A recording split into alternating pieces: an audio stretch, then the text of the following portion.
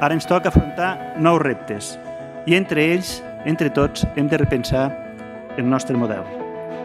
Des del Consorci volem col·laborar i participar activament en l'elaboració d'un nou model que estem plenament convençuts ha de passar per la integració social i sanitària, la co-creació d'un nou model de salut i social. Se albiren una sèrie de reptes molt importants de cara al futur, com potenciar molt les polítiques de salut comunitària, com integrar els serveis sanitaris i socials en la provisió de serveis i, a més, a l'hora d'elaborar polítiques que arribin a les persones, la participació cada vegada més important, no només dels governs de les regions, sinó també dels ajuntaments i els governs locals, dels professionals que estan treballant en el dia a dia i dels mateixos usuaris que acaben rebent la prestació de salut i benestar social. Davant d'amenaces globals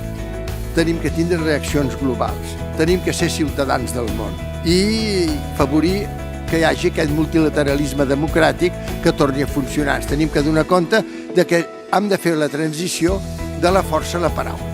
La voluntat de preocupar-se pel benestar dels professionals que són qui han de traslladar l'atenció i l'energia positiva en els pacients i ciutadans afectats per un problema de salut. És en aquest marc que estem treballant dos projectes principals.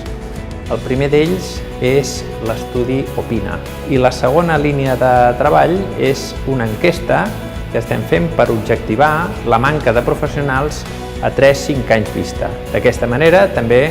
podrem situar-nos en el preludi d'aquest problema i intentar imaginar accions que el facin menor. Hem de deixar de banda ja la visió més assistencialista tant de serveis socials com del sistema sanitari i passar a una visió que és la que al final els objectius de desenvolupament sostenible i la pròpia Organització Mundial de la Salut ens defineix, com que és allò de què és la salut i al final és un estat de benestar